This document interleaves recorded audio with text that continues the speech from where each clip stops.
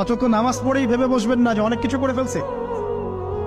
এক চিল্লা দিয়ে মনে করে ফেলবেন না যে দিনের জন্য অনেক কিছু করে ফেলছে।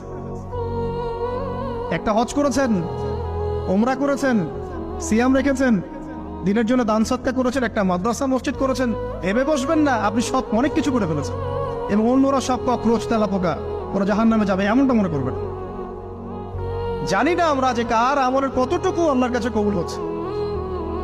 তো এখানে এই ব্যক্তির সমস্যা ছিল এই, সে নিজের আমলটাকে অনেক ভারী মনে করছিল এবং সে স্টেটমেন্ট দিয়ে ফেললো যে তোকে আল্লাহ পাক মাফ করবে না। এই একটা কথা মন থেকে বলার কারণে তার ইহকাল পরকাল দুটা বরবাদ হয়ে গেল, সে জাহান্নামে চলে গেল।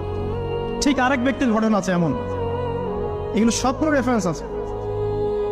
এক ব্যক্তি প্রচুর ইবাদত করত, আল্লাহ পাক তার ইবাদত করার জন্য পাহাড়ের চূড়ায় একটা সুন্দর ব্যবস্থাও করে দিয়েছিলেন। সেখানে ডালিম গাছ হতো, ঝর্ণা আসতো, খাবারের কোনো অভাব নাই। হাদিসে এসেছে 500 বছর সে ইবাদত করেছে। কত বছর? কিয়ামতের মাঠে এই ব্যক্তির অবস্থা এমন হবে, তাকে জান্নাতে প্রবেশ করানোর জন্য নিয়ে যেতে বলা হবে যাও আমার রহমতে জান্নাতে চলে যাও। আল্লাহ পাক তাকে এই কথাটা বলবেন, কিন্তু এই ব্যক্তি বলবে আমার আমলের কারণে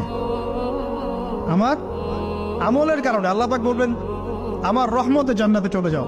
ব্যক্তি বলবে আমার আমলের কারণে। আল্লাহ রাব্বুল আলামিন তখন তাকে দেওয়া সমস্ত নেয়ামত গুলোকে এক পাল্লায় করবেন আর তার সমস্ত আমলকে আরেক পাল্লায় করবেন। তারপর দেখা যাবে আল্লাহর সমস্ত নেয়ামত তার একটা চোখের সমান হয় নাই। কথা কি বুঝতে পারছেন? একটা চোখের যে নেয়ামত আল্লাহ পাকের, সমস্ত আমল ও 500 বছরের ইবাদত এতটুকু হয়নি। তারপর তাকে বলা হবে ওকে জাহান্নামে নিয়ে যাও।